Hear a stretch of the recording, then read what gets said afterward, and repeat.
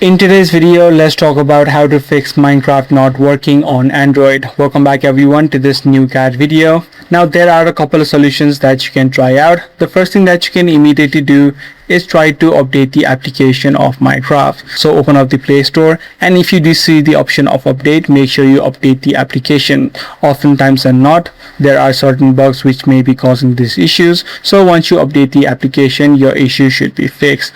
Apart from this, what you can also try out is try to restart your device. Just tap and hold the power button on your phone and make sure you restart it. Your phone sometimes has glitches, and once you restart your phone, these glitches should be solved out.